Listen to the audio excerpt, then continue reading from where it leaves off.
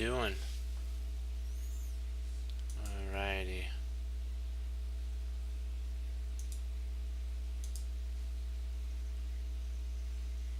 1 second.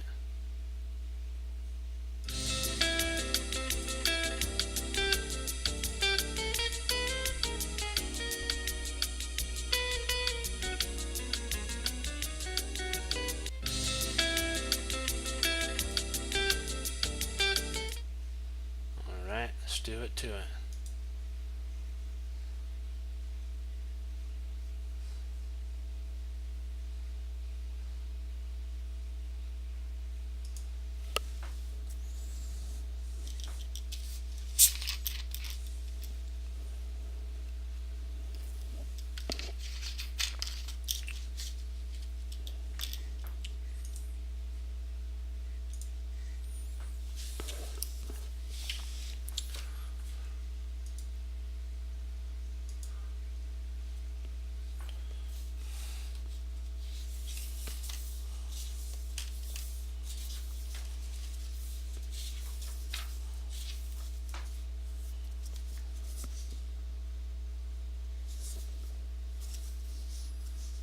To Queen's Gambit decline setup.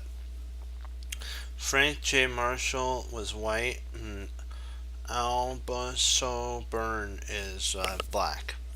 The British Alban Byrne was a very considered player and liked to settle down for a long session of closed defensive chess. He loved he said he smoked a pipe while he studied the board. So he actually smoked. And as I made my second move, Burn. So he actually. Oh, this is funny. He actually. Burn was actually going through his pocket after his second move and trying to find his pipe. That's funny. You gotta be worried about chess, not about that.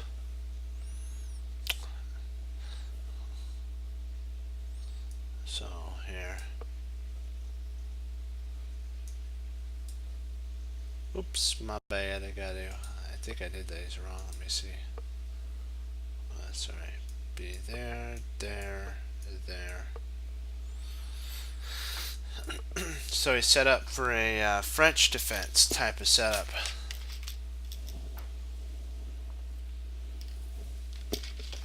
But it's more of a Queen's Gambit declined setup too.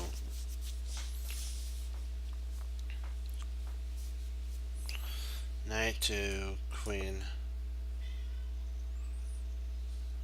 Knight here. And bishops. 2-5.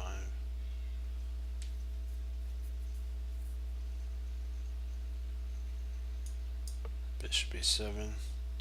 Not much thought needed on these moves.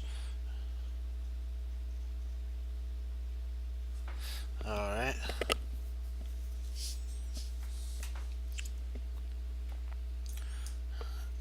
E3. Castles for black. Knight f3. Pawn b6 and pawn b3. Bishop b6. Bishop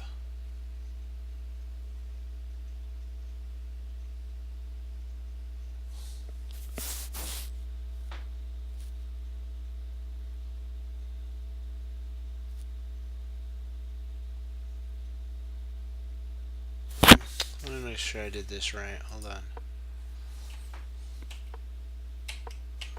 So far so good. Queen knight. King knight. Bishop g5.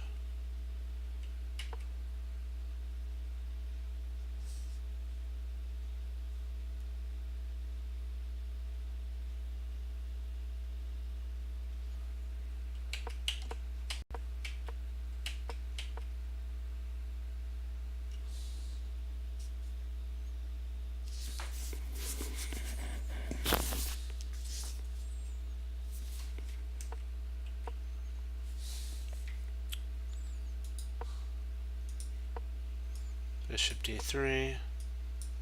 Bishop b4, that's it. Pawn takes. Pawn takes.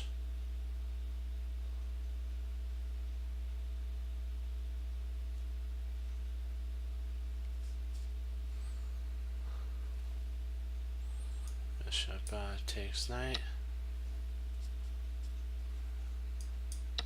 Bishop takes.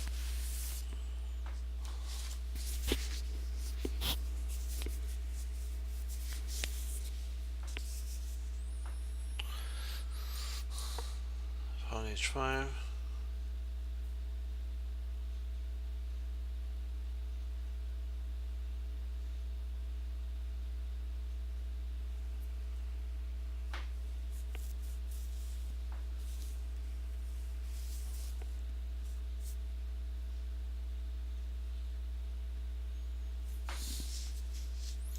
The idea here is white wants to play here, here, and then get the Pillsbury attack going.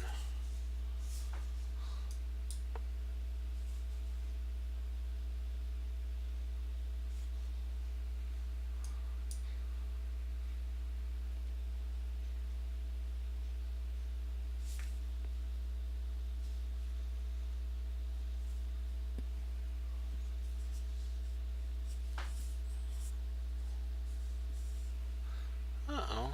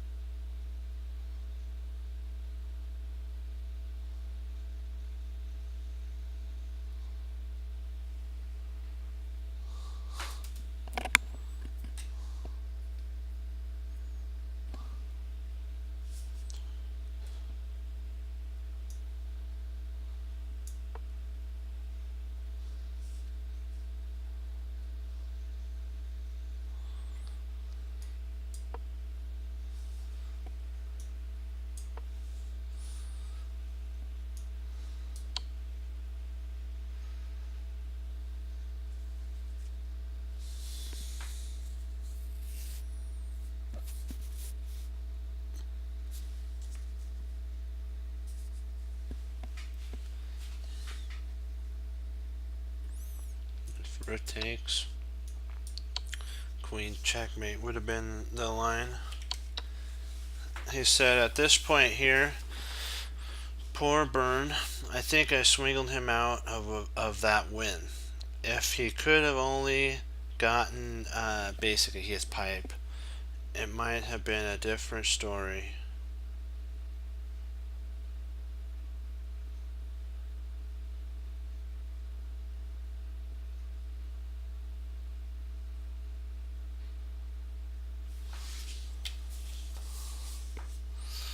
We'll do one more because that was way too fast.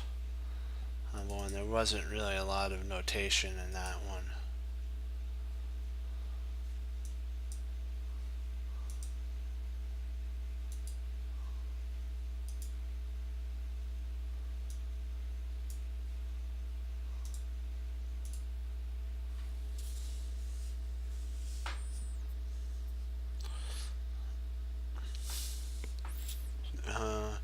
This is a young Marshall. It's Paris 1900, straight up 1900. This is what he says. This is another Queen's Gambit decline. He's white. He says, only 2 days after the previous game, Marco, who was noted for his analytical ability, adopted the same line of play against me. Naturally, I accepted the challenge with pleasure, but Marco did not find the best moves and eventually scrambled very rapidly. Basically, I think he got into time trouble. So Frank Marshall is white, and Frank James Marshall, R.J. Marshall, and G. Marco is black. So they went pawn b4, pawn b5, c4, king e6, knight there, knight c3, knight f6, bishop g5. So he's playing the same lines as Byrne. And then e3.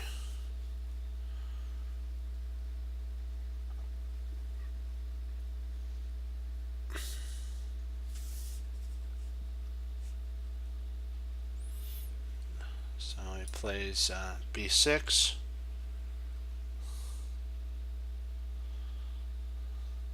And knight to f3. Bishop b7. Bishop to d3. Black castled. Well, at this point, my teacher told me you could play this, but you do surrender the bishop, because when your opponent moves, you can actually take at this point and then castle. And if they try to basically do this to attack you, you always have the nice rook knight takes. So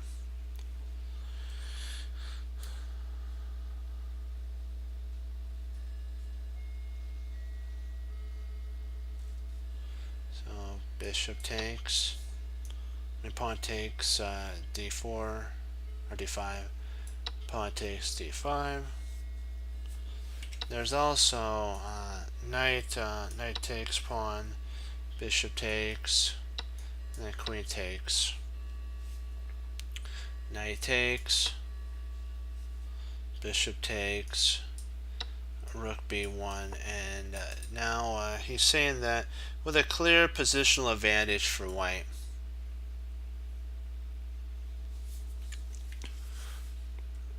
So black just decided to take, and now he's got a really black's got a bad light square bishop, but he's going to pay for it throughout the entire game now.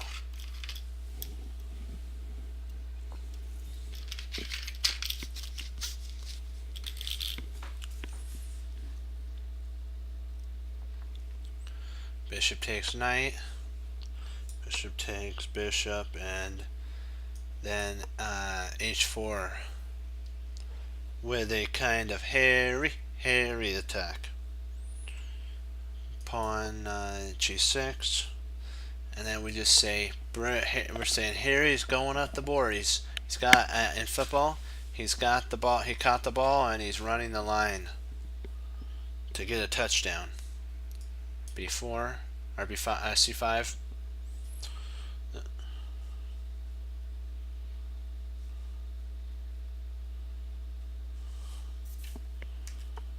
They were saying that the tournament director said that during this time knight to d7 was better, and or potentially rook to e8 would have actually been better.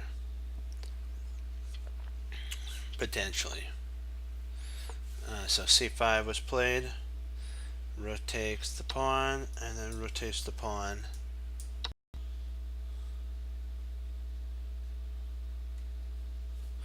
And they're saying that potentially this might have actually been f takes g6 might have actually been a better continuation for Marco, because what he says is again f takes g6 might be preferred to defend along the second rank. So that what could happen is, if need be, like if somehow you get here, you always have a rook that could defend the second rank here. But he took the other way, which now there's really no way to defend the weak h7 square.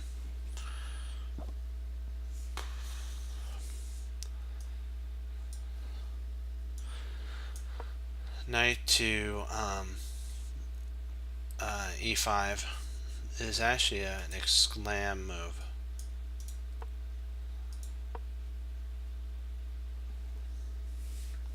Bishop takes knight, and then pawn takes knight.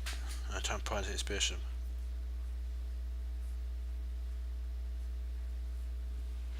That's what he says. This move not only prevents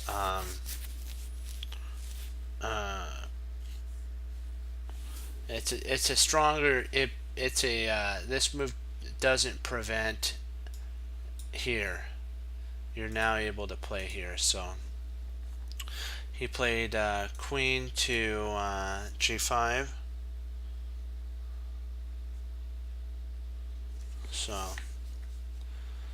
yeah, he really can't play here, and so that's kind of a little pain in the drain. That's what or potentially you could drop the bishop back and then see if you can't go for this attack. This does a double attack of the e5 pawn and the g2 pawn. Bishop, queen to b3. Queen takes e5.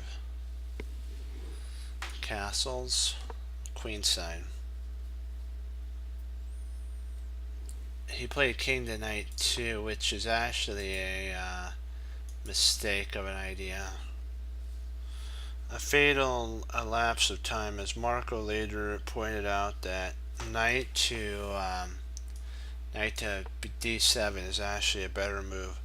It's better, but white would still have to have some good attacking chances after the text. It's all over basically after he moved here.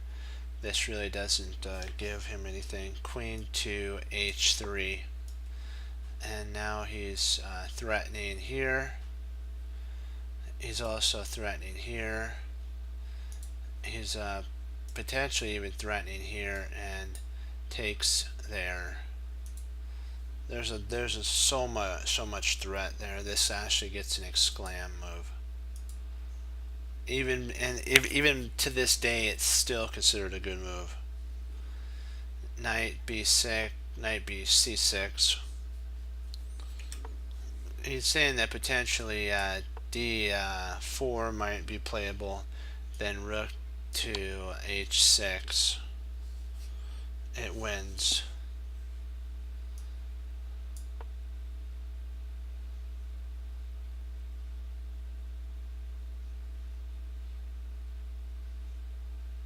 I think it has something to do with the rook sliding over here.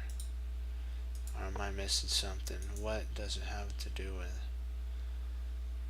Oh, bishop takes g6. Pawn takes g6.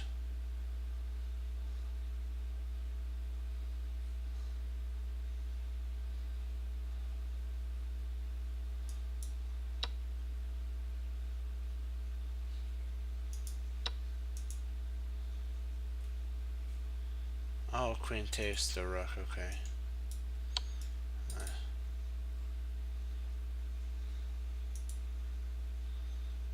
And you've picked up a rook. King has to move.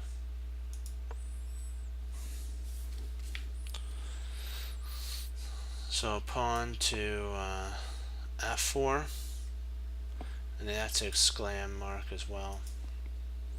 Queen to e6 to attack the queen. Queen h6 check. King to f6. queen to knight 5, check, g5, king,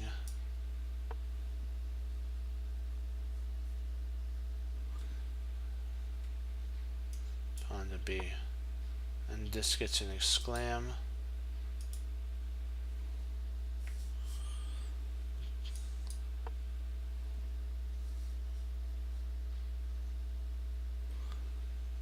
Pawn to f6,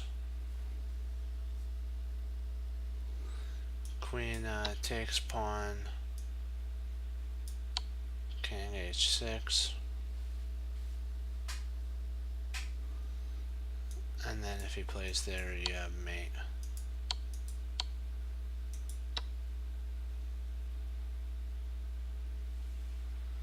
And if he plays king g8, you actually have rook h8, which is a forced sacrifice. King takes, queen h6, king g8, and then queen to g7 mate. So you can maneuver that way.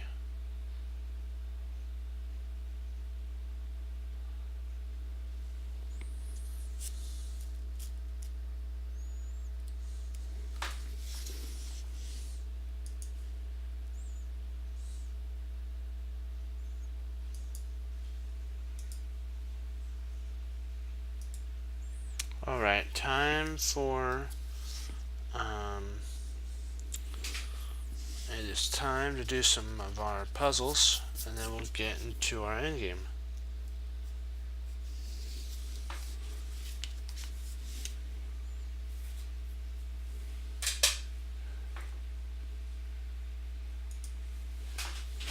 Let's do it to it.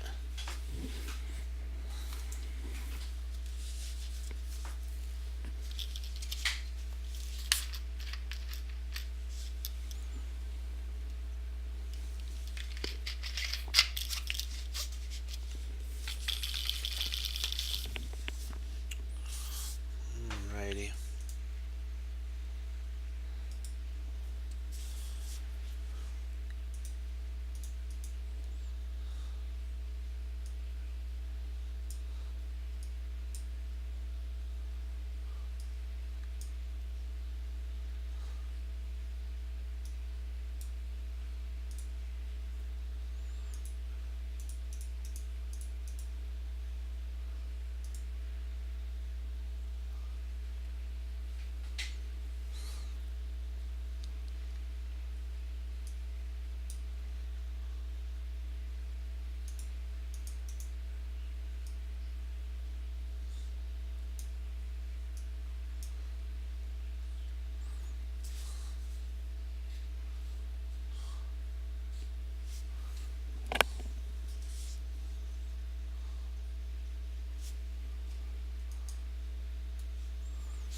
Alright. White to mate 2.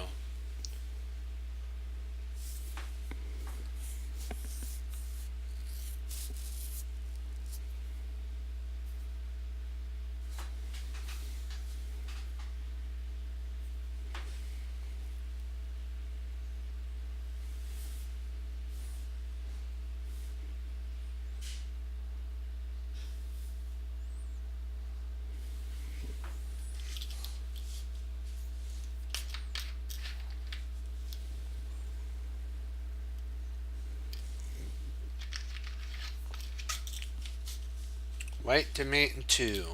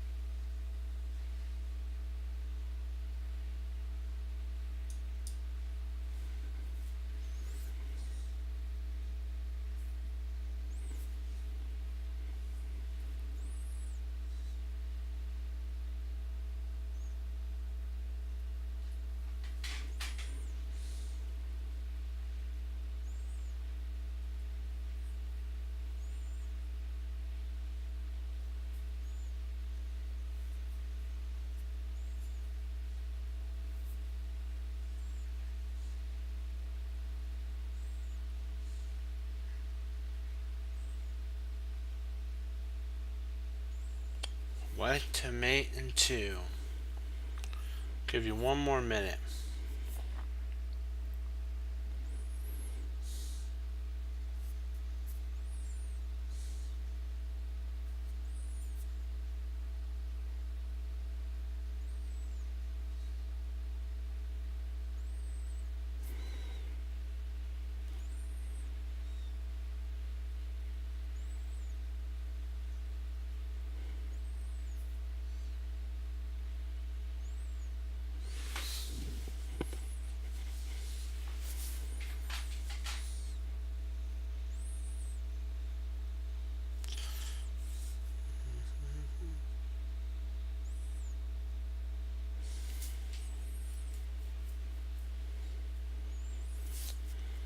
White to mate in 2. Alright. Rook takes b5. A takes b5. And then rook takes b2.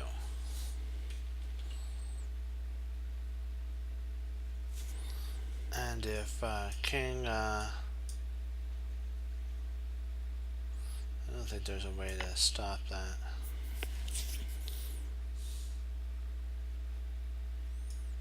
Besides, yeah. So great job, team. Let's do it to it. And we'll get to go on through it.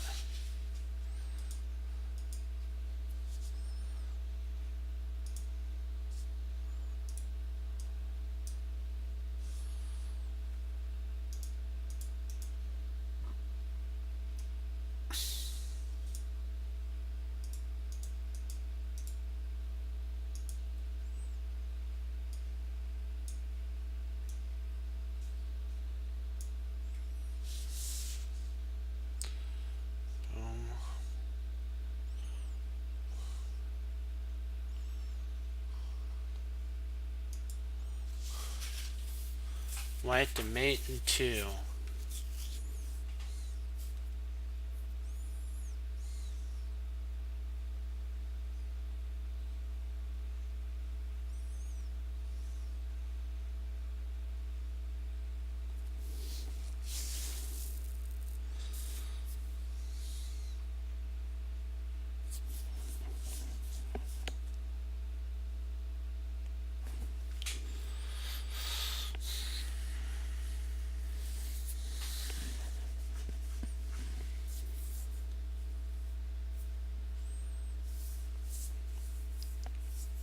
Give you 1 more minute.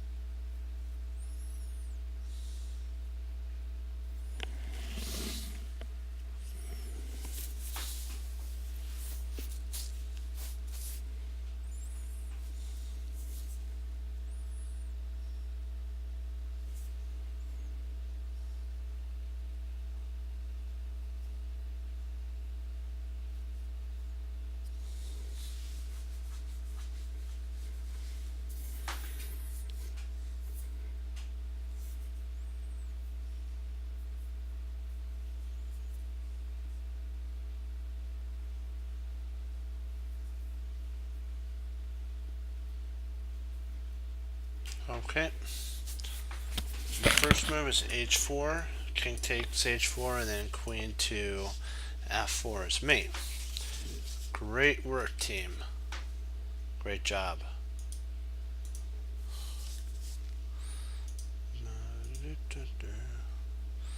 Let's give black their pawns.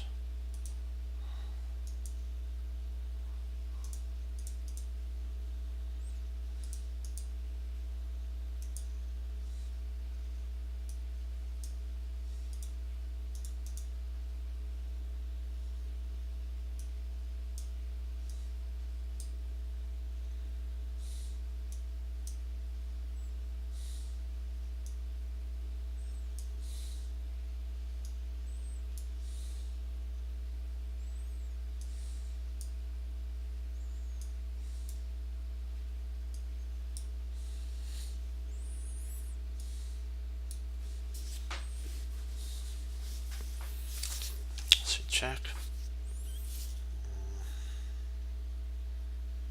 Just checking this here. That's what I mean. I didn't mean check. I was checking the book to make sure I have it all right. That is funny. Let's see, there, yep, there. Perfect.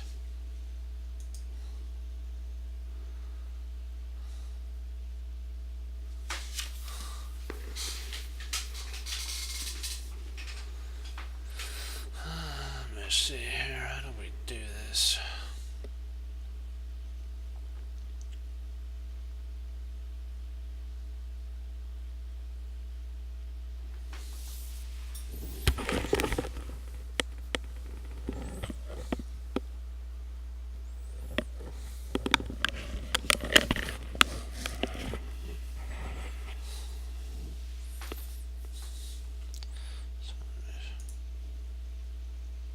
Perfect.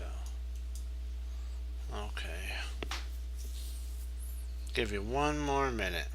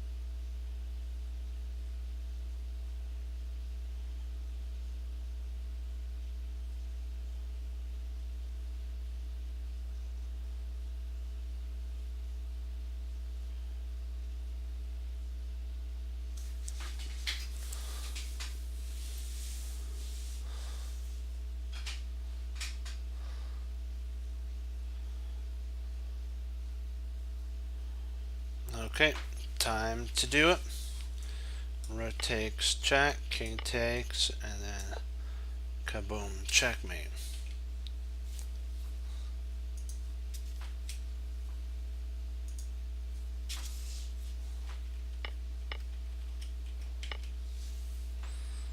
If I'm not sure if there's any other way that he can avoid not getting checked, I don't think. Let me see. There. Nope, he has to take. There we go.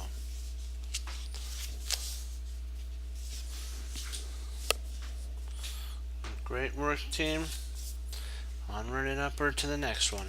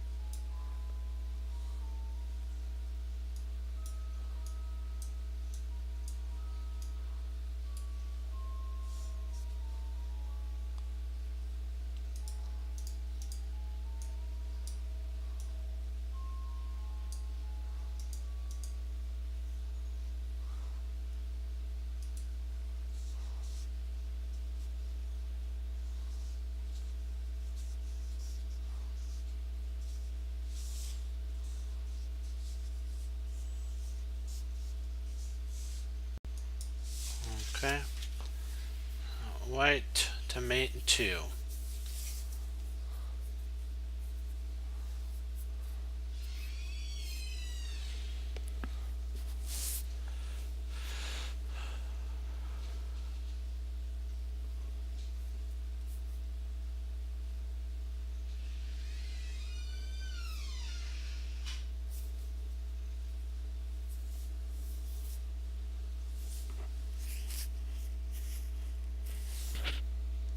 Okay, 1 minute, and then I'll show you the move. I'll give you a minute to think about it.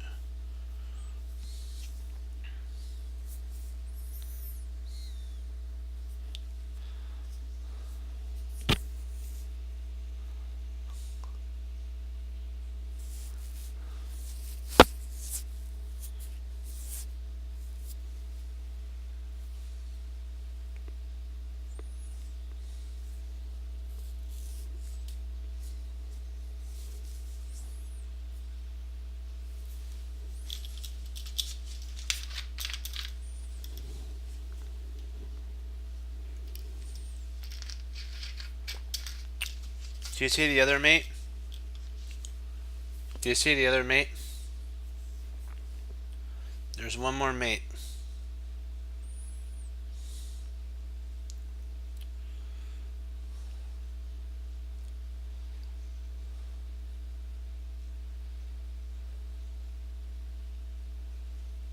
There's one more mate.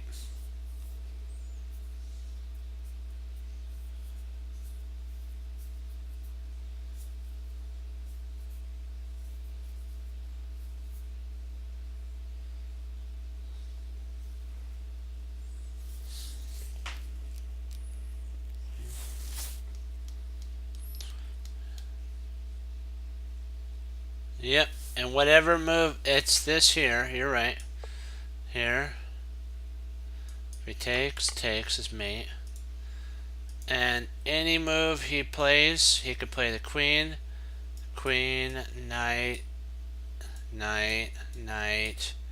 Any move along here or here or here.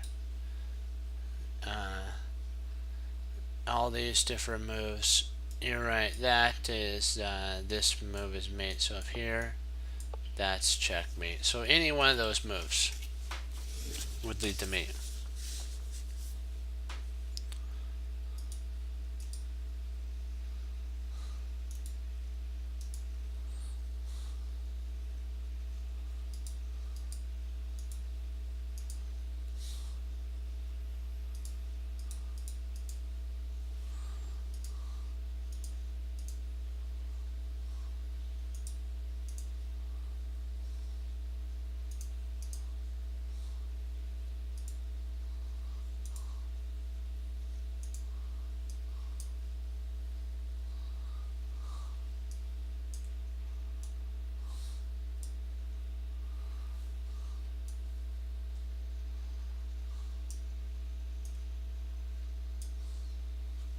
Two, one, two, three, one, two, four, one. Okay. White to mate in 2.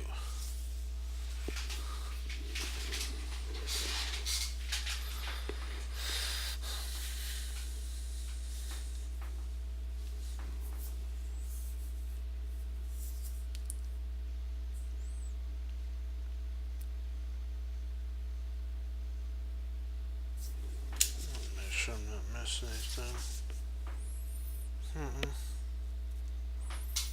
All white pieces are in place. All of black's pieces are in place, so that's it.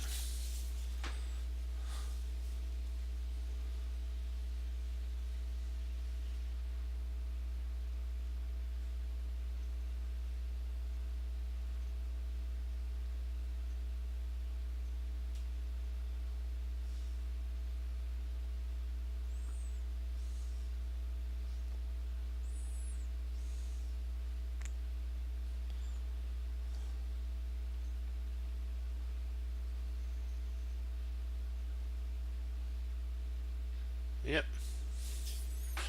That's it. Boom. Great work there.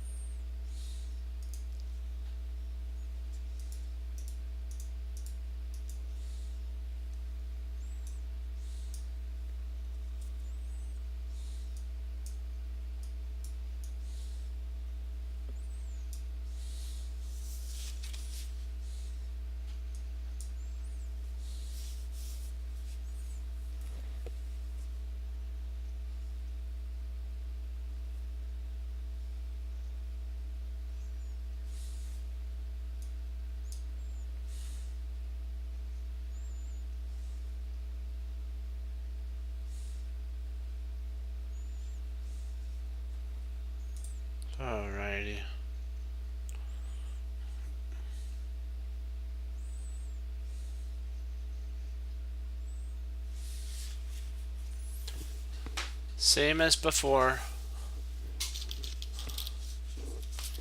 Mate 2.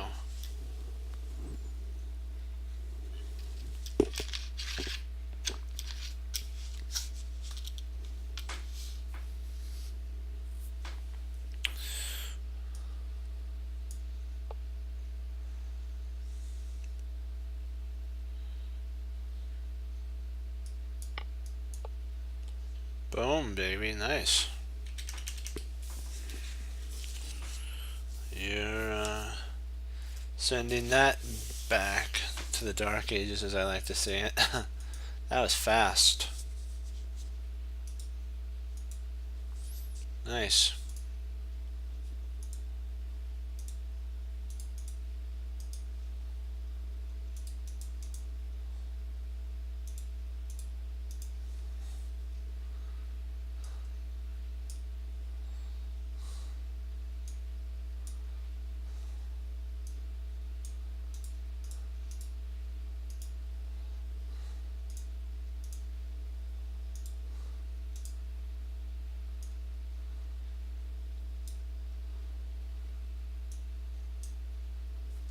Let's see here. So that's good. That, that, that, that, that, and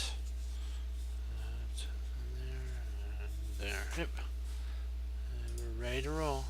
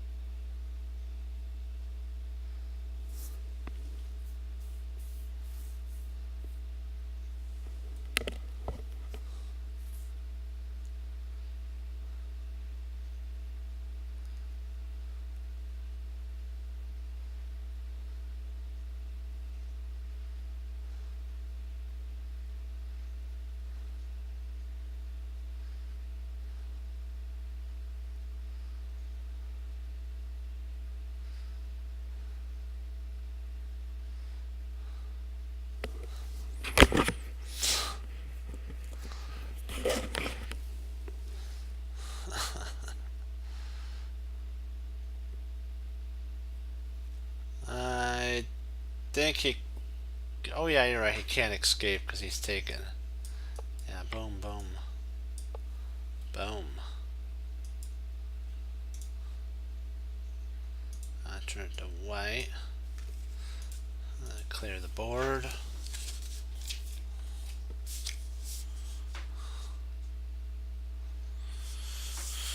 Okay, let's just do white first. Boom, boom. Dun, dun, dun, dun. Screw the pawns for black. Do the pawns for black. Do the pawns for black. Yes. Yay. Having a good time. Sometimes a little too much fun.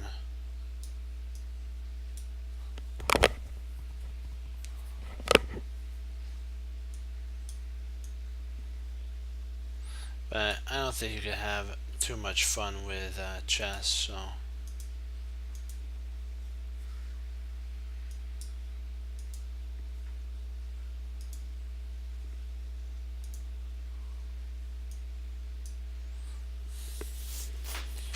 Let's see, 4, 3, 2, 4, 1, 1, 3, and 3. Perfect. Mate 2 for white. Do it. Do it for you. Let me see here. Oh boy, boy.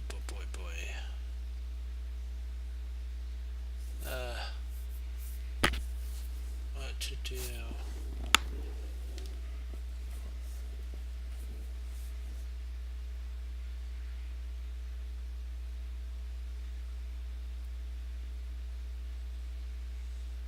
This is a pretty fun one. It's a pretty interesting one. I'll see if you can solve this one. This is a pretty interesting one.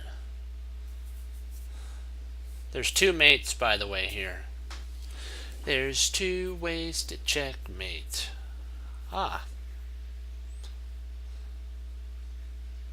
Yeah, there you go. You got it.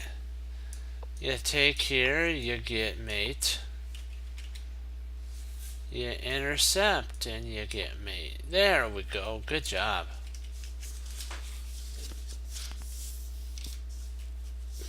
We're on a roll.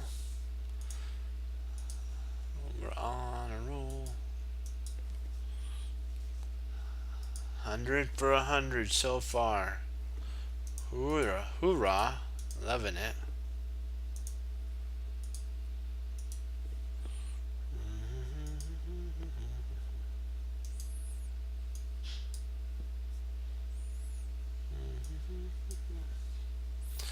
Okay, so that's made a black queen there. Where's the white queen? No white. Wow, no white queen. Oh wow. Wow, wow, wow. That is interesting to say the least. No white queen. I need to put the king there. Okay. So 3, 1, 2, 2, 4, and 3. Okay. Wow. This should be interesting here.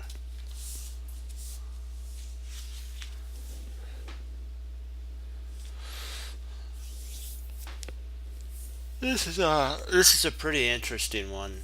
You'll like this one.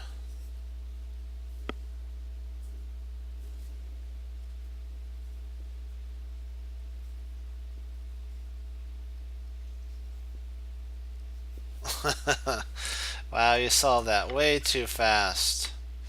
Way too fast for me. Wow, we saw that. We both saw that, so that was good. We're taking it to the next level, so that is always going to be fun. Clear the board. Oh, nice white. Alright, black gets 3 pawns there. Oops, not there. Come on. And then a king here. Let's get the kings put on the board. And then now we got what there we go. No knights.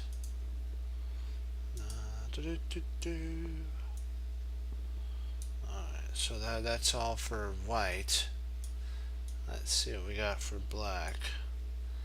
And put the rook here. Uh-oh. I have some of the had the pawns in the wrong spot. Good thing we checked. 2, nothing. 2, there's 5 there. There's 4 there and 2. Gotcha. Alright. Mate and 2.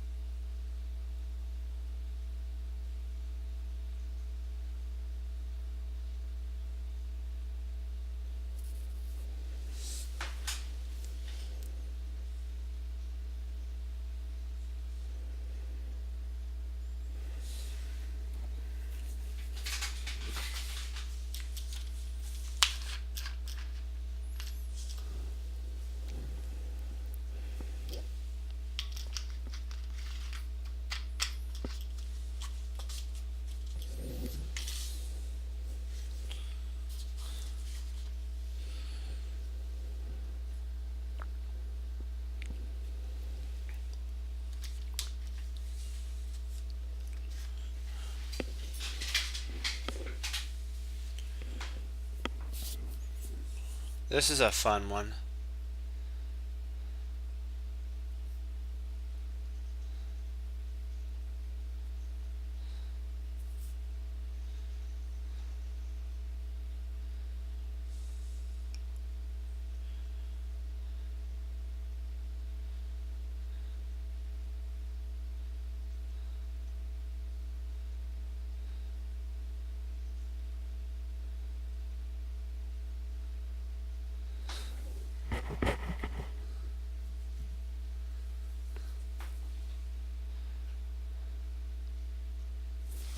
So make sure I have this right.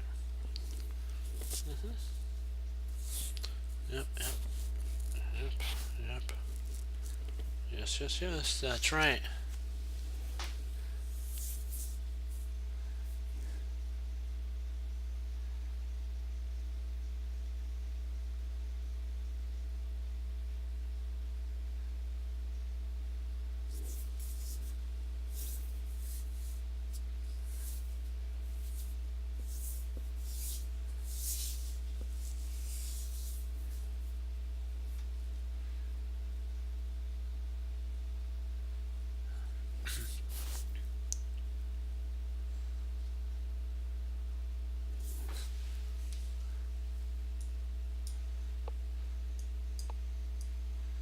There we go. There's the first one. You got it. And then it takes here. There's the second one. Good job. I'm glad you spotted that one. That was a tough one. Congrats on that. Many chess players wouldn't have been able to see that.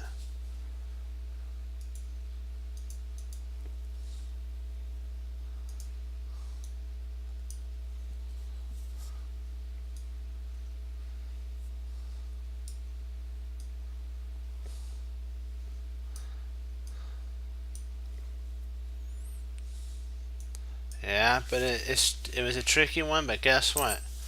We took our time. We solved it, and we said, you know what? You ain't gonna trick us, cause you know what? We honor the Lord and we study like chess crunchers should. So that's the whole thing. Do, do, do.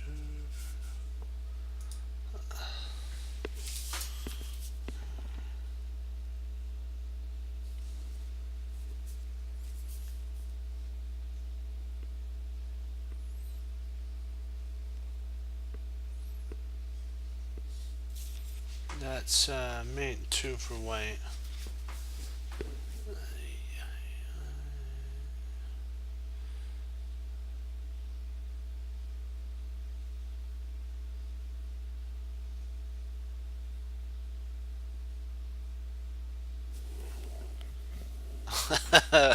Wow, you totally dominated that one.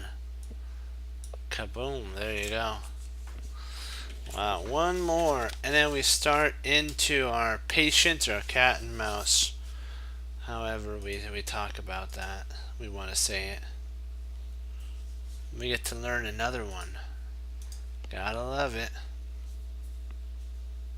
Or as Hannibal Smith says, I love it when a plan comes together.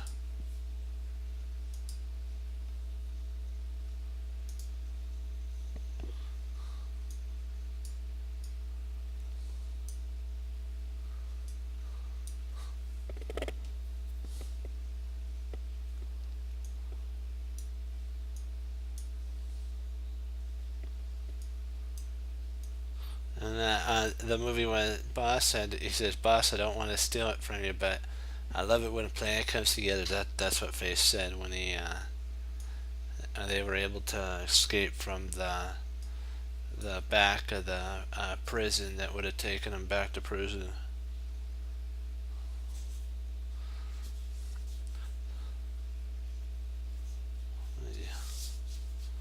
Gotta love it when that happens, when a plan comes together.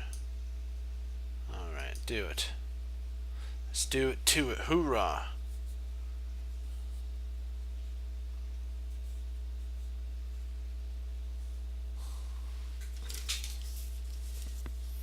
This is the last one.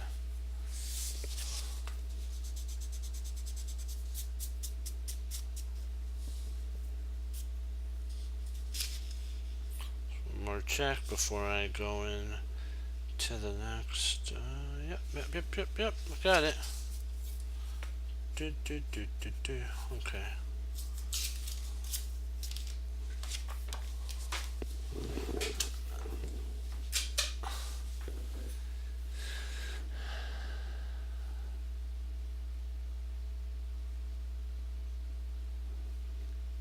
There you go. So rook takes. Knight check. Rook g5. Then knight check. There you go. Boom. Congrats on that. Nice job. Now we get to go in and do some more of the patience maneuvering. Loving it, yeah. I can't wait to do another one. It's gonna be fun. So b5.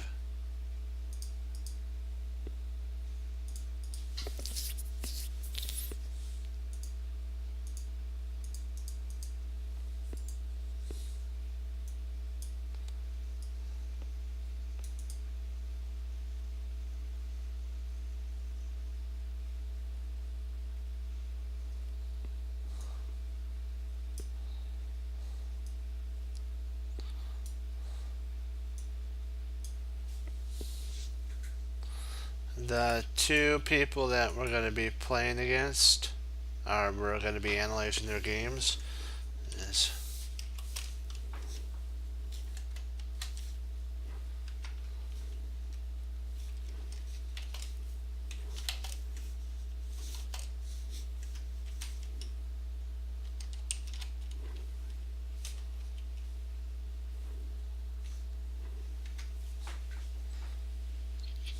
these guys. And it was played in Los Angeles, 1989.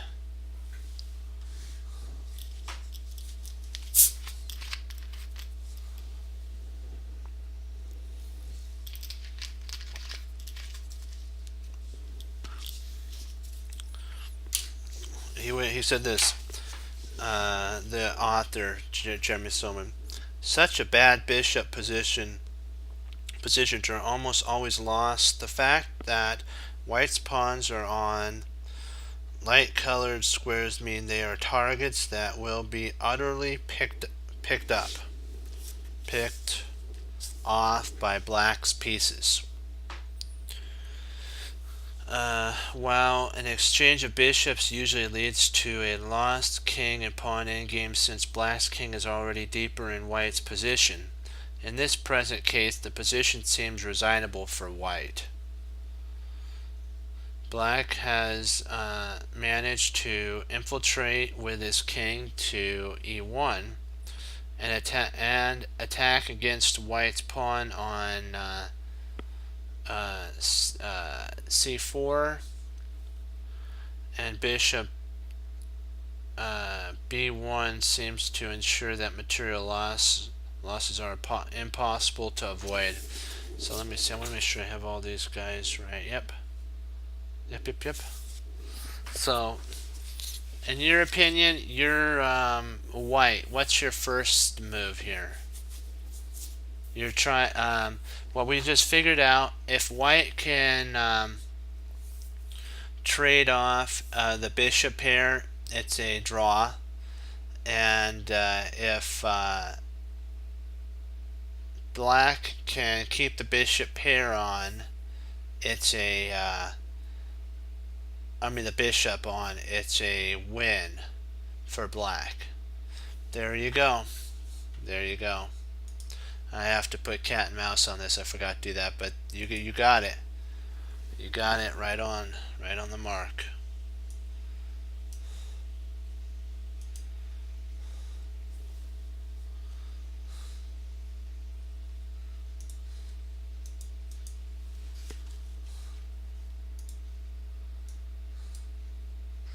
This is actually the first move, and it does get a double exclam. There we go. Now we got a larger picture. a shock. Taking the bishop leads to an immediate stalemate for black for white. If he were to take here, or was this would actually be a stalemate at this point. So pretty cool idea. So that's why bishop h3 was played.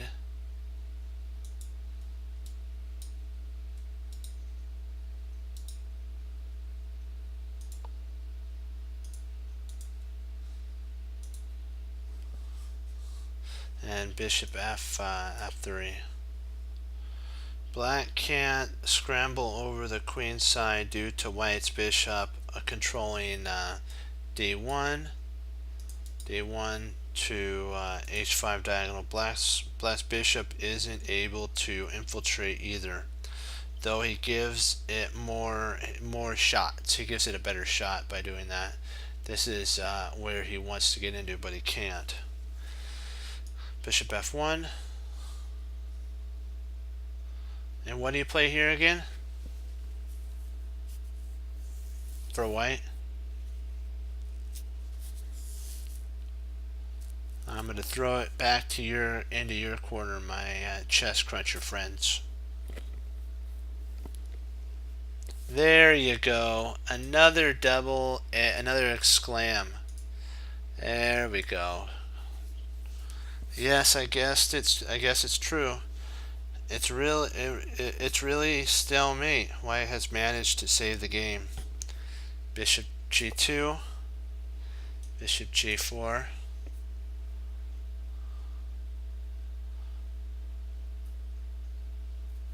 King f1.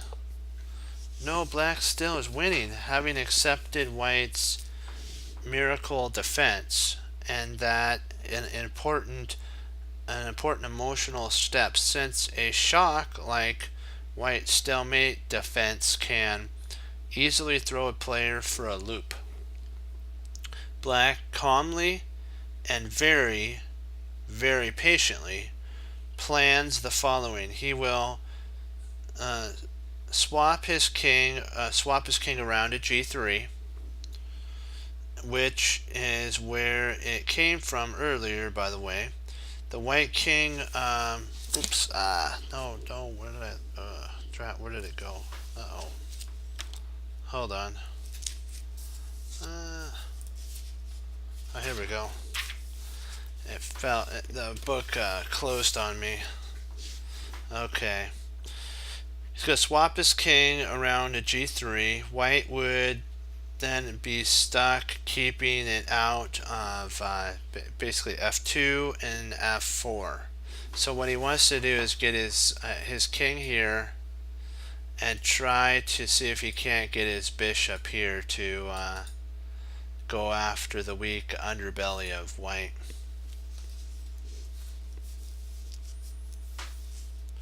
He will force the bishop into white's camp by leaping to d1. 3. That is done. Black will make use of a tempo move and attack again the white pawn, decisively infiltrating with his king. 4. White will try to infiltrate. White will try to prevent his opponent from infiltrating and reaching bishop to d1 by placing his bishop on d1 to a4 diagonal. So what eventually is going to happen, the king's going to get here, black wants to get here, and the only way that white could stop it is to now make this his new diagonal. So he's going to have to do that. Black wants to get his king here, and white wants to somehow infiltrate in and then start taking scope on those two c4 and e4 pawns. Okay, the black king will march to e1 again, reach a position where e2 stalemate defense is no longer possible, and basically just do a cat and mouse patiently. Patience is the key. Bishop h5, king g1, bishop e2, forcing a move like bishop to g4 would have lost immediately. So if he would have played bishop g4, would have lost immediately to bishop to f1. Bishop e2, bishop takes, and then king g2. This is decisive. It takes the opposition. Would be fair.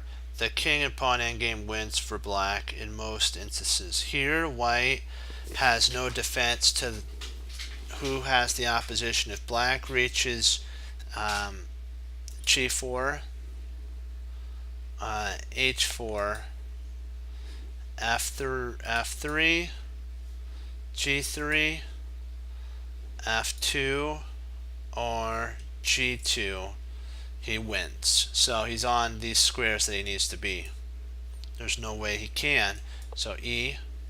And so first order of business is king g3, king e2, king f4, king d3, king f3, and black loses all of his pawns because he'll have to back away, and then he gobbles. And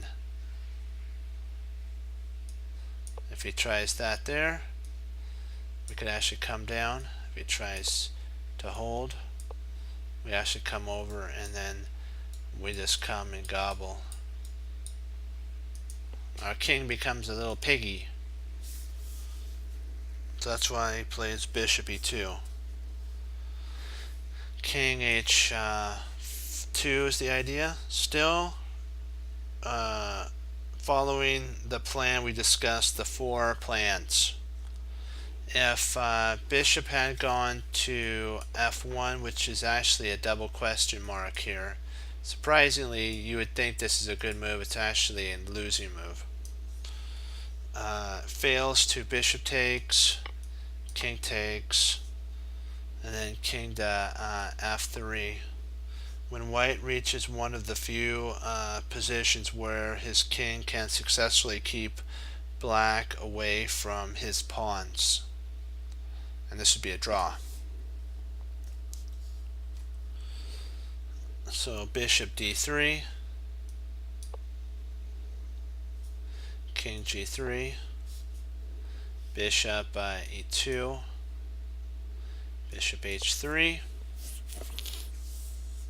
Black has reached g3. Next on his agenda is getting the bishop to d1, right here. That's his first goal has been completed. Now his second goal is getting his bishop to d1. Bishop d3. No better is bishop d1. There's nothing better as bishop d1. Because bishop g4. Bishop takes is actually a mistake because king could actually take. So this is actually a mistake, and it's actually a losing mistake. Because if he tries coming here, here, here, and there, I'm going to put this as a move here. The only move, and I'm going to show you what we're talking about. If he plays here, we play here. If he plays there, we take, of course. But if rather than that, let's say, okay, here, let's say we play here, here, here, here, there, and we win. So it wins either way. So that's why he can't allow the trade at all. He's toast if he does, because he's reached, remember, one of the key squares. Any of these squares along here are vital to not g1, sorry, it's not f1, it's these squares in here are huge, and this one here, f4 and g4. these squares here have been reached, so he can't trade. His trading days are over, so he's gotta not trade at all.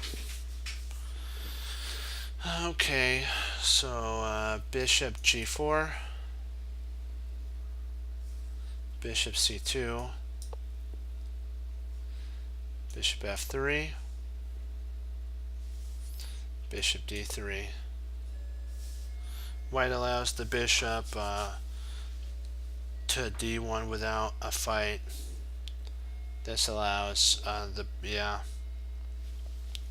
the following b3 would have at least would not have changed the result. This would not have changed the result because bishop g4,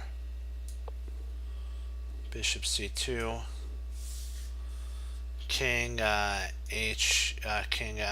g2, heading back to e1 now without a stalemate idea. Note, as long as the bishop stays on this square here, he's winning. So bishop b3,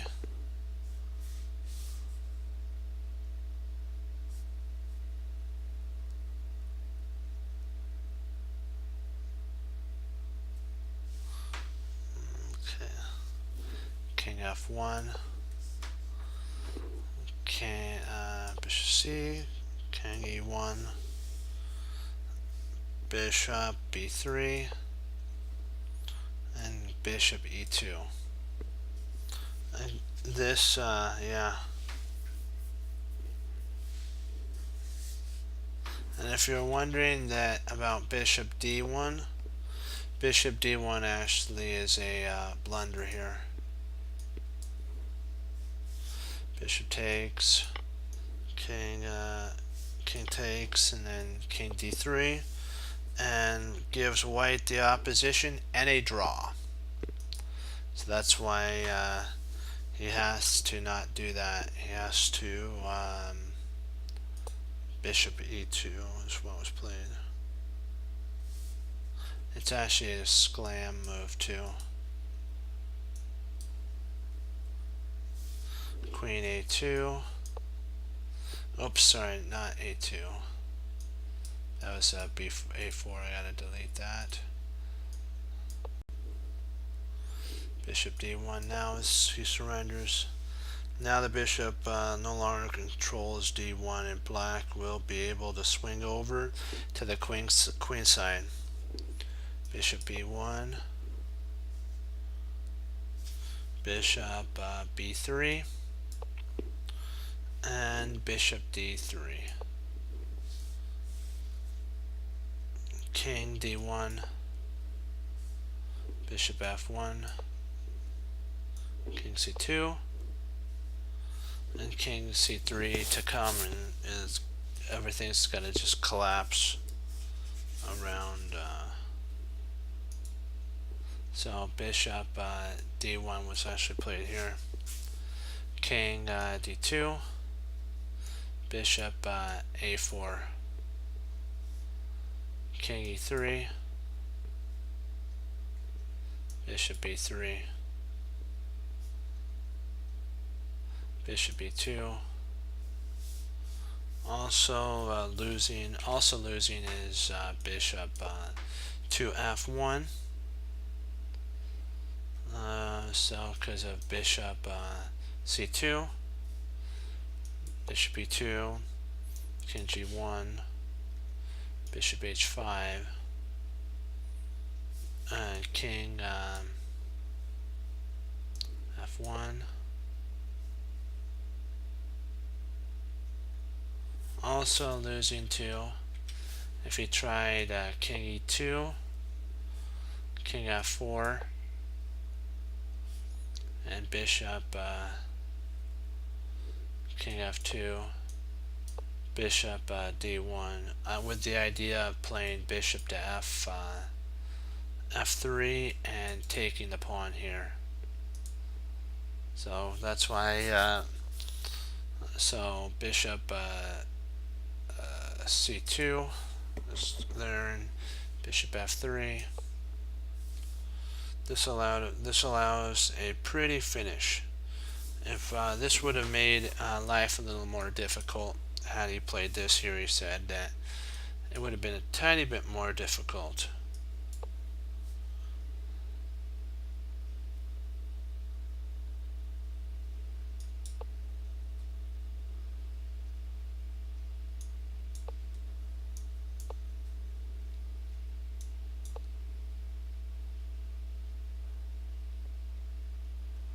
Yeah, K1. And black wins the position because of his compensation. King E1. Let me see here. Oh, bishop G4, and then bishop A2.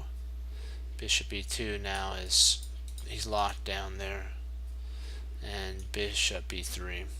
Zook swamp. And so when king, whatever he plays, he loses here.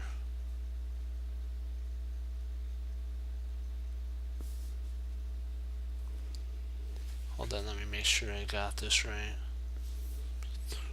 Bishop, oh, bishop D there, king D1, bishop F1, and then king C2. Black finishes and acquires his dream of infiltration.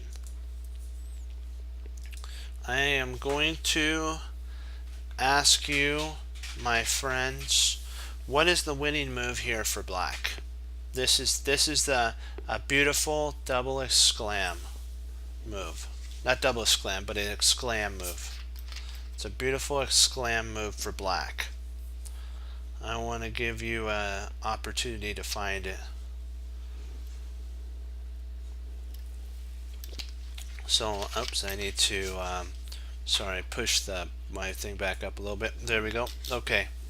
Now, I'll be right back. I'm going to give you some time. You're black. This move is an exclam. So, think patience and think nice finish. Oh, you found that right off the bat. Nice. That's actually the winning move.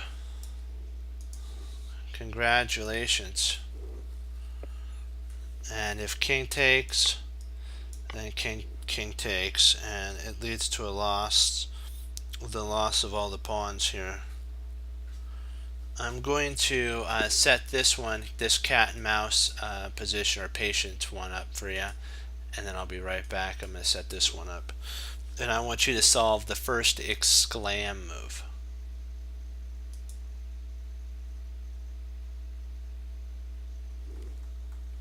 Come on, why are you lagging on me now?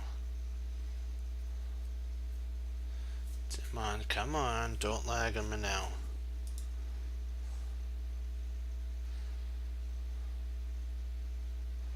Don't lag on me now. There we go. I'll be right there. Just let me get this set up.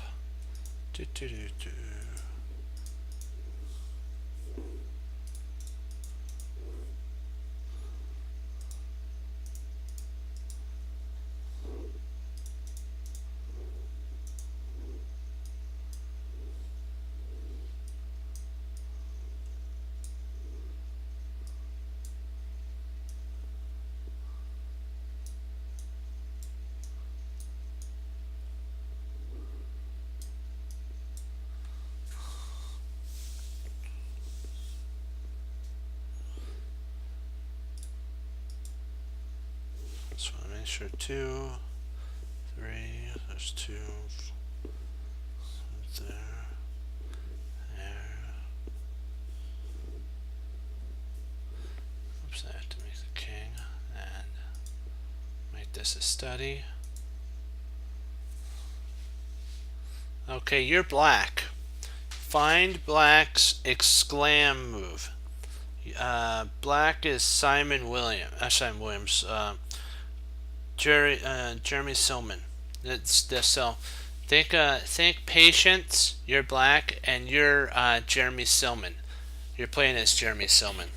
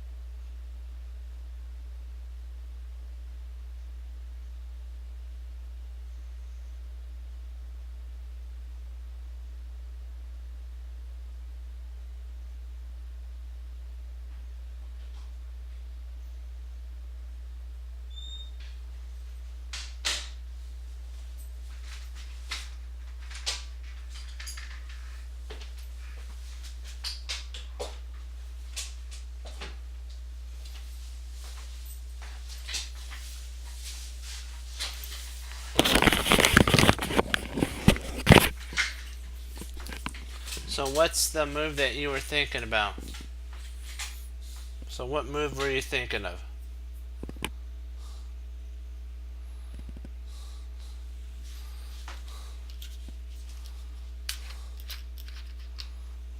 What move were you thinking of?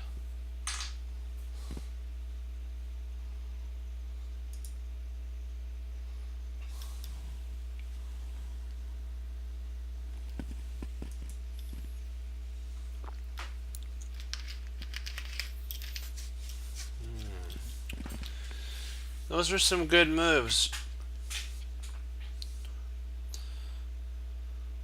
But you have to always be on the lookout for what is my opponent's plan here.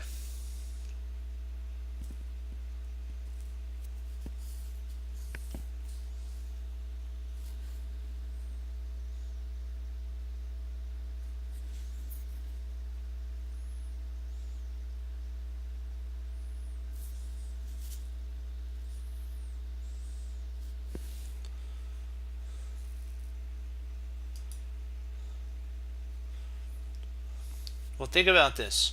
We're studying endgame, right? So if let's say we were to trade down all these let's say we were to trade these pieces off, and we get down to where we have only these pieces. Let's say let's just say we trade everything off, and we get to a position where they're just, where they're just bishops, the light square bishops, what would you want your opponent's pawns colors to be on? What would you want your opponent's your opponent's pawns to be on? What color? If you have a light square bishop.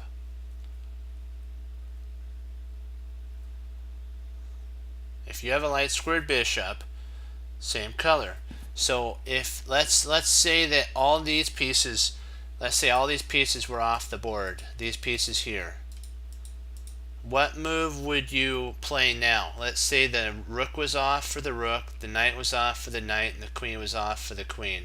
Those pieces are off the board. All you're left with is the bishop of opposite color, and again, it's black to move. What would you want to move here? What would you want to move here? Rather, it's not your bishop, it's a pawn move. I'll give you a hint, it's a pawn move. You've traded off the queen for queen, knight for knight, rook for rook. And now it's still black to move. What would you want to move here? What move would you want to make? It's kind of a, I know I'm trying not to give it away, because it's vital that we learn this in our endgame studies, so that when you're playing, we don't just look at moves. We look at ideas that are based behind a plan. See, you have to make a plan. That's why I made those circles around those pieces. C5, yeah. But think about it. These pawns right here are locked, right? These pawns are on the same color as this bishop, right? So how can you lock these pawns on this color forever?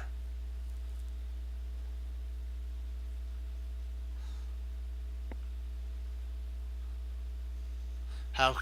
E5. There you go. See, you base your plan on. You say to yourself as a chess player, what if I traded this queen off for this queen, this knight off for that knight, this rook off for this rook? What would I want my pawns to be? Where would I want my pawns to be, and where would I want my opponent's pawns to be? And if they're on the color of your bishop, then intuition clicks in, boom. And what you say is, if I lock my opponent's pawns on the same color as my bishop, and now all I got to do is trade off these three pieces, the queen for queen, knight for knight, and rook for rook, then I'll have an advantage, and then I can win in the endgame. Oh yeah, booyah, that's right, you'll win in the endgame. Especially you'll have a pawn on the opposite color of your opponent's piece, of his bishop, and you're winning because of his inferiority of his light square bishop. His king's also offside, and so it's Operation Good. So this is what Jeremy Stillman says. Black fixes white's pawns on light squares before stepping into a minor piece endgame. This shows how one can prepare a favorable endgame right in the middle game. That's what he's saying. He says right out of the middle into the middle game, you could say, I know this position is this middle game is very drawn looking. If I take it to an end game, what end game position would I want? And then you set up that, and then you get the idea. Boom, E5, exclam, move, and from there, now you're basing your idea. Hold on, I gotta put a cat and mouse here. Hold on. I gotta put it as number 5. There we go.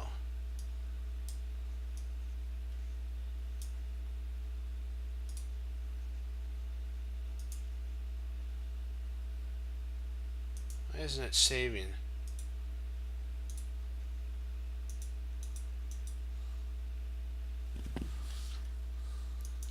Hold on.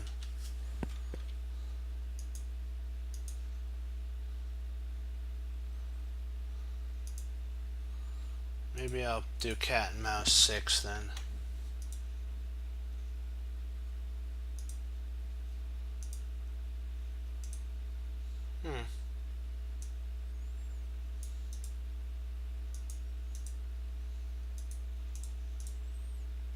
That's interesting.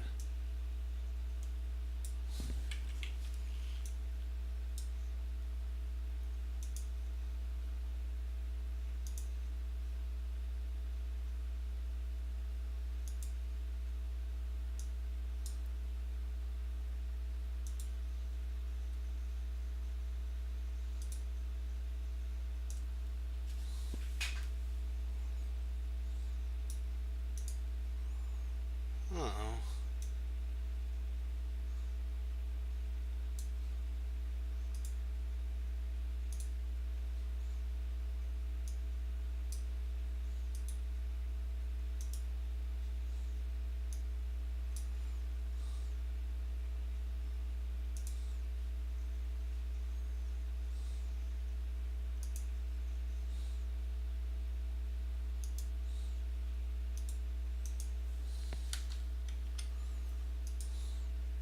There we go. Okay, e5. You know what? A little bit of patience with your computer also helps. A strong move that cramps down the d4 and prepares for knight to infiltrate via e6 into d4, and also fixes white's e pawn on a light square, and white's position is now extremely uncomfortable. Sorry, not comfortable, uncomfortable. Queen d1, rook takes. First and foremost, we're trading off. This only helps us. So now we're trying to entrench our knight in a beautiful outpost. Knight e2, queen e7,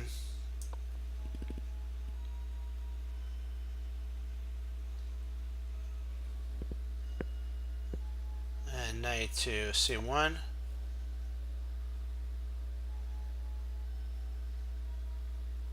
King g7. So basically what he's saying is he's waiting and waiting. It's just making his king a little bit better, making his position a little bit better. Patience, patience. Knight b3, c5,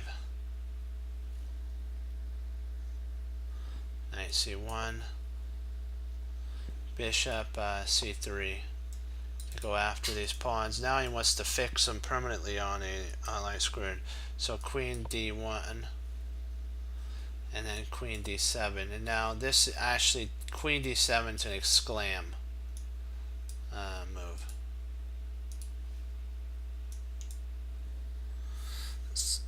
Simultaneously hitting h4 twice, so he has to trade. It's forced, and white enters a poor minor piece endgame. Bishop takes, b3 is the only way to hold now. And then so many white pawns are on light squares, it's hard to imagine white saving the game.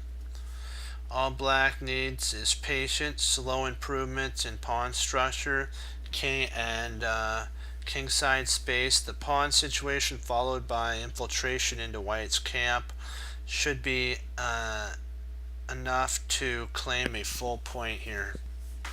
So knight d4. Now this is locked down.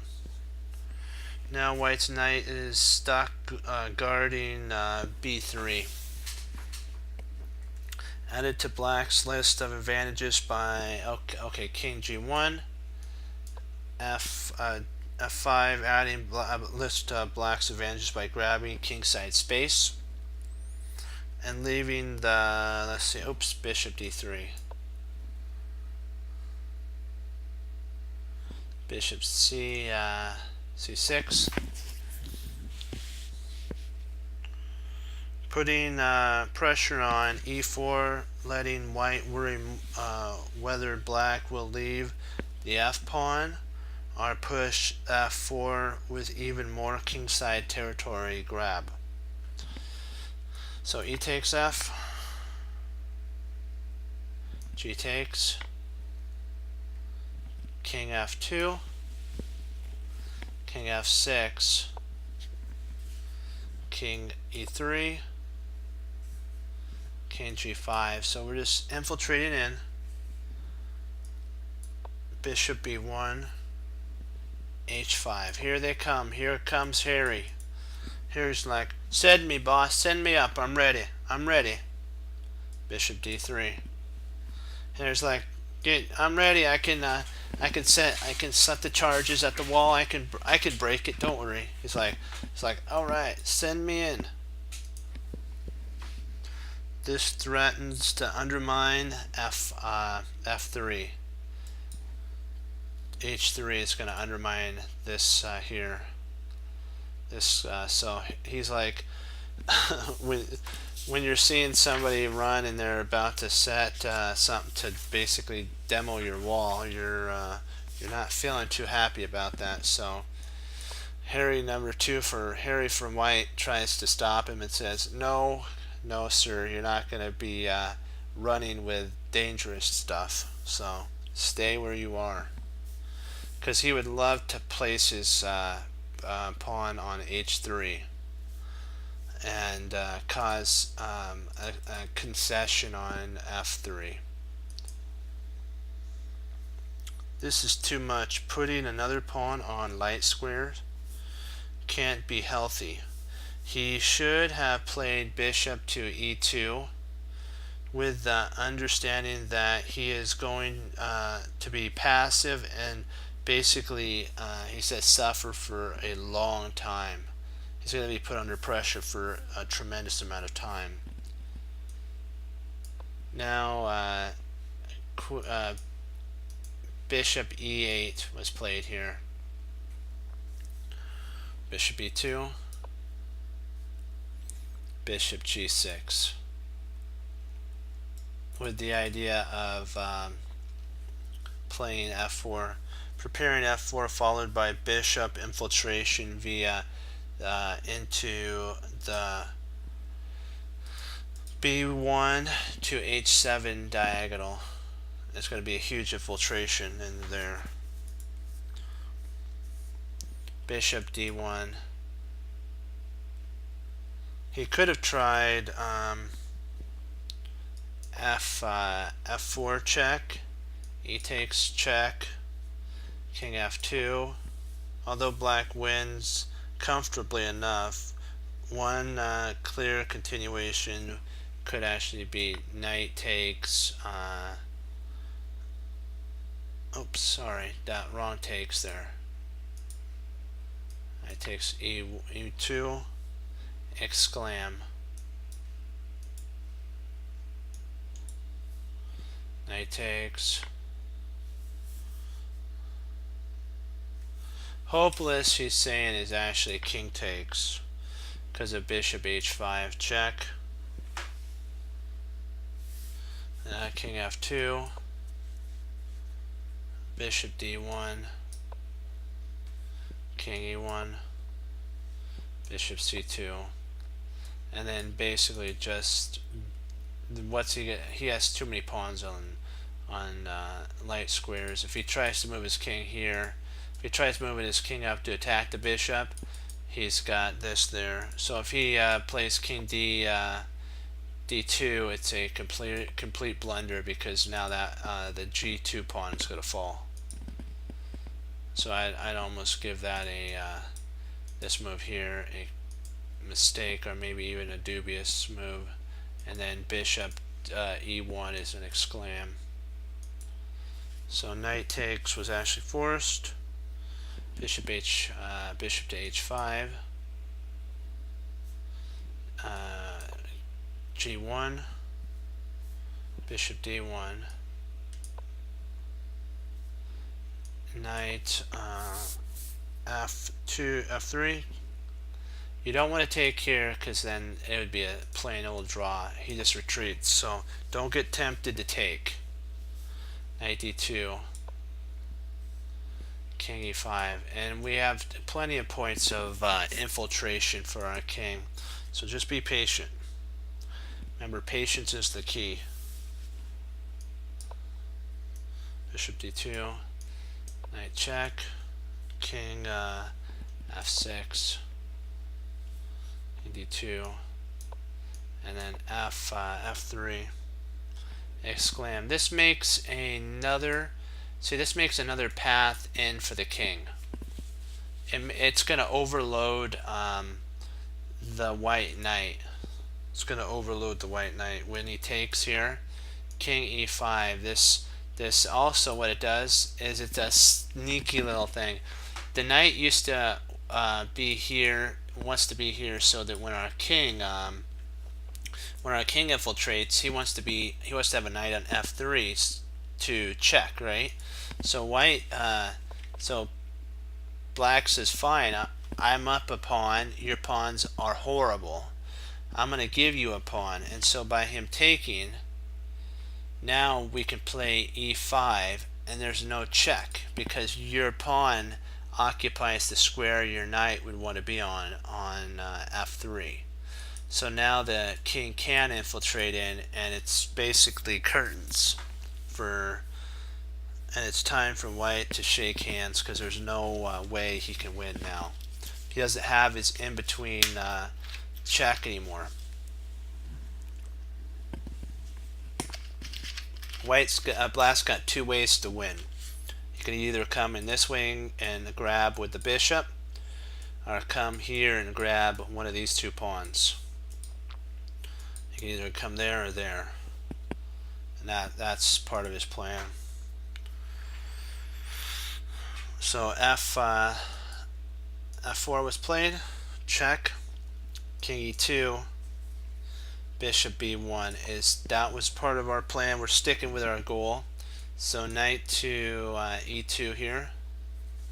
Things are end quickly after this. Even more resilient would have actually been for white to actually have played e1, king e1. Couldn't hope to nullify basically what's going to come to pass, but it would have been better. There's e5, e4 that could be played. There's even bishop f5 if need be that could be played. In either case, it wouldn't matter, because if e4,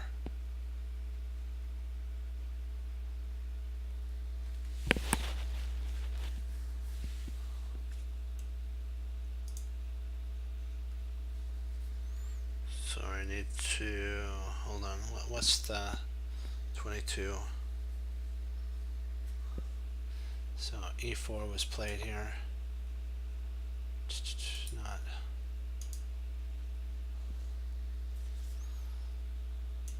So king e1, e4,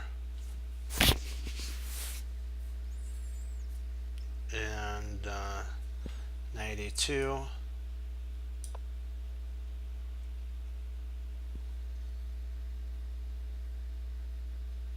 Oops.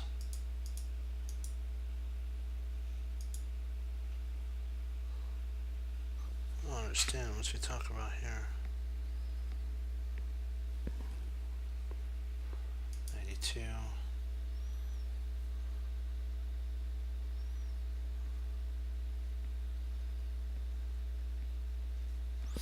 Oh, if bishop f, okay.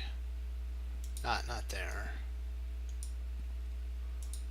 I don't know why. If bishop cuts back, that's right. Then knight a2, okay.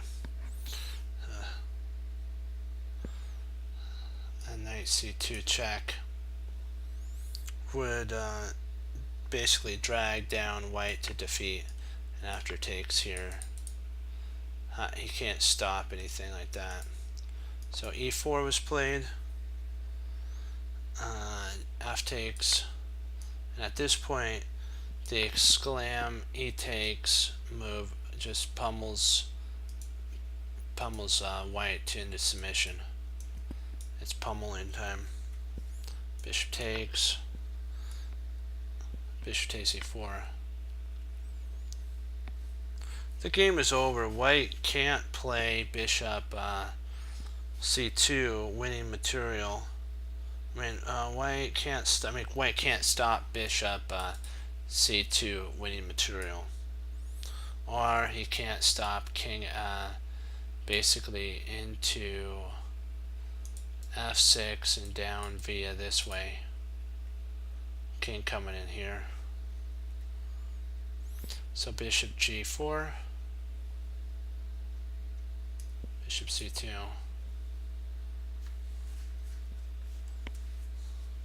He's saying that the easy route, bishop d1, loses to king to f6, and in we come, and we trade off and just gobble all these. So king f3, bishop d1 check, king e4, bishop takes,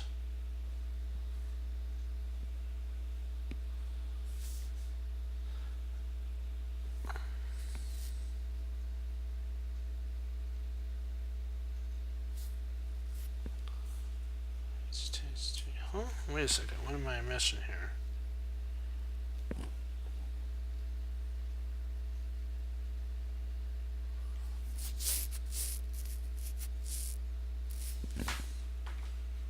I'm missing something here. I just want to make sure I'm not missing anything.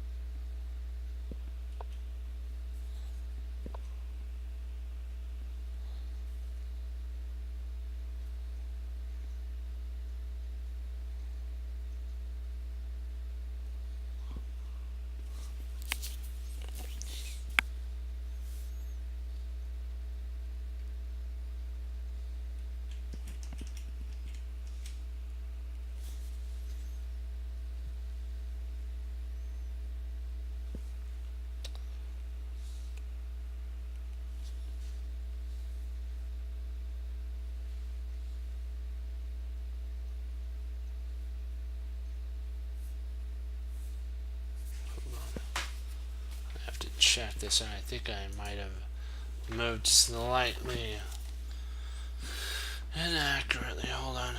I'm getting a little tired, so I have to make sure that I keep this going just right. King f3.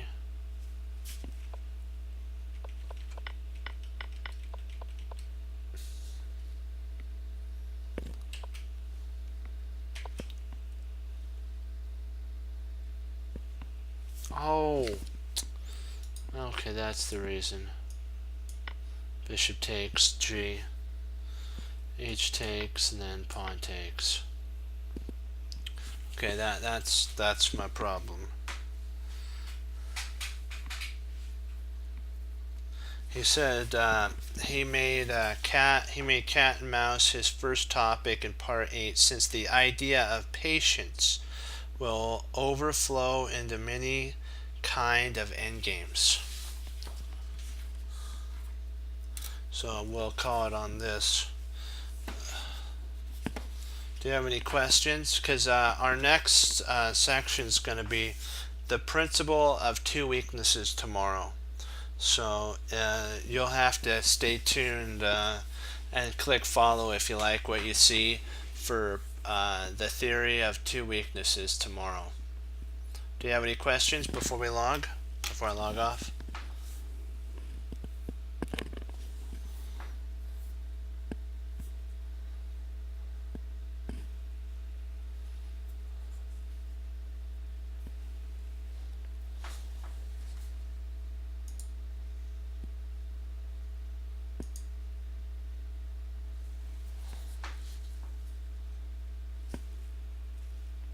Any questions?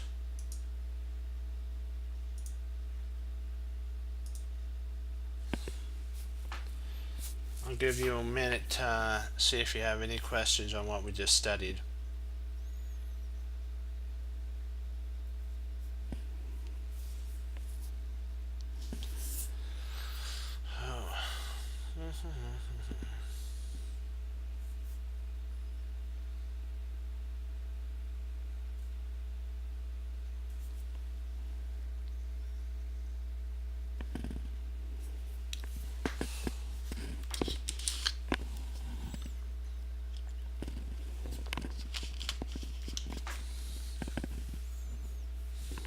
Okay, I'll take that as a no. Wanted to thank y'all for logging on. Today, it was a tough one, but guess what? We went through it. We got through 2 cat and mouse games. And you know what I gotta say? Even just going over them kind of tires you out a little bit with the lines and thinking about how they set up. So we have to, what that teaches us, to build our endurance, stay focused on task, and use our energy wisely. And so I can't wait to see the theory of two weaknesses tomorrow. And I hope that you click follow and join us. And then you'll also be able to participate in our puzzles and watch a Frank J. Marshall game before we do any of that to warm us up. But you know what we have to always keep in mind is that the Lord's the center of Chess Crunchers, the Chess Cruncher team. He's Jesus is. We have to always remember that. He's the reason for all of our talents that we have. And you know what? We have to remember also what Bruce Lee said: knowing is not enough, you must apply. Willing is not enough, you must do. Willing is not enough, you must do. Willing, as he says this, knowing is not enough, you must apply. And willing is not enough, you must do.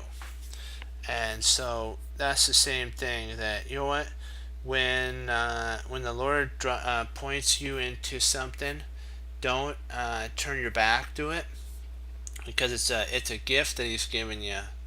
There was the 1, the 2, and the 5. The 2 and the 5 went out and basically used their talents to honor the Lord of the manor, but the 1 didn't. The 1 was afraid to do anything with their talent. They thought if they did something, it could have, offend somebody. It could do this. It could do that.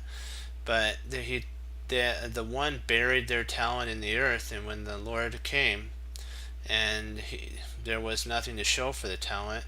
What a sad day that would be if somebody gifted you with something, and they entrusted you with a talent, and you didn't do anything with that talent, and then we always try to make excuses about, like, well, you're a hearted man and you do all this stuff, and I didn't want to lose my 1 talent. But hey, you know what, if you don't go out and actually do something with it, then why did the Lord give you the talent? He took it from the 1 and gave it to the 1 that had the 10, and basically said, be gone to the 1, because the 1's not going to use the gifts the Lord's given. So we got to always remember not to take our talents lightly. But back to, we become what we think about. So if you think those positive thoughts and thoughts on the Lord, you'll find that your life's a lot better. It's not going to be easy, because you know what, nothing in life's easy. You have to work hard for the things that you get. Like Adam had to, after what happened, it was the sweat of his brow. So that also good. That's the same thing with us. So if you're not sweating, you're not working, right? But Bruce Lee said he didn't fear the person who practiced 10,000 individual kicks. He feared the person who practiced 1 kick 10,000 times. And if we can study our end game and get a good end game play, you can even from your middle game predict what route of plan for the whole entire game, what strategy you want to go down. And Jeremy Silman showed us that playing e5 was part of his idea, with the bishop trading off the queen and rook, and eventually getting into if he could, bishop of the same color, but with his opponent's pawns on light squares, which would be the square of his bishop, and all of his pawns on dark squares, which would be winning for him. And We have to always remember to put our Grandmaster glasses on when we sit down and study. And remember that a journey, every long journey begins with one small step. That's a Yazir Saruman, Grandmaster Yazir Saruman statement. And the Tom Thumb Thumb told Tango that treasure your victories and learn from your losses, and remember that mistakes do not define you. It's how you handle the mistake that defines you. And talent, hard work will defeat talent because talent won't work, and that's sad to say, but that does happen. There's a lot of talented players who don't work, and hard work players who in chess who aren't really talented in chess will beat a talented player because, sad to say, they end up becoming lazy and complacent. Are quoting from Here Comes the Boom, lethargic, and that's complacent and tired, and they just won't put in the extra hours when a person who really wants to be good at chess but doesn't have the talent will put those extra hours in. You can't spend a second twice, so remember, you may want to play those games and things and do all those other stuff that's out there, and you know, it's hard to say. You may want to go see a movie, but if you see that movie, you won't be ready for your tournament the next day or maybe in a week or so. You need to put in the time. It's just I guess I have to be kind of a little upfront. Time is a valuable thing. It's a gift the Lord's given us, and don't take it for granted, my friends. Trust me. Because when the time comes and you're sitting down at the other side of the board, over the board play, and you think back of, man, I should have actually spent more time over studying rather than doing whatever I was doing. Trust me, it'll be all worth it when you sit down, and it won't be you who's thinking that thought. It may be your opponent who's thinking that thought when you play that wonderful endgame move, and they're thinking, man, if I would have studied, I would have seen that move. And then when they put their hand out and shake your hand, you get the one. It'll all be worth the time that you, as a chess cruncher, hang up your coat, hang up your hat, sit down and study when most won't. That will make all the difference in your play, my friends. Trust me, you'll see an improvement if you do. It can't but remember, proper study. So you're always welcome to join us on Chess Cruncher. And just keep remembering that when you start thinking, oh, I want to do this over here, just remember the chess cruncherism. We hang up our coat, we hang up our hat, we sit down and study. When most won't, we do, and that makes all the difference. And eventually that'll bring your perspective right down back to the board of your study, and you'll keep pushing forward. Well, and probably enough boring your ear off there, but I gotta say that I do want you to do good in your tournaments, and so if I kind of do sound like I'm harping a little on that, it is. I want you to do to the best of your ability that the Lord's given you, because if He's given you a gift in chess, you can use it to honor Him, and that would mean the whole world to the Lord if you did that. Okay, and I'll leave you with that. As Wesley So says for Lord Jesus, as I say, God bless, and I'll see you next time on Chess Cruncher TV. Have a blessed morning, afternoon, evening, and Lord willing, I'll be back on tomorrow. And I will see you on there tomorrow. We'll do the theory of two weaknesses, and we're going to be doing some more puzzles, and we're going to be going over a Frank James J. Marshall's The Best Games of Chess of his. And we're going to have some fun and always keep pushing forward. Go Team Chess Cruncher, hoorah, be blessed, 2 thumbs up, and yeah, always remember, honor the Lord too with your gifts. Bye bye, and I'll see you tomorrow.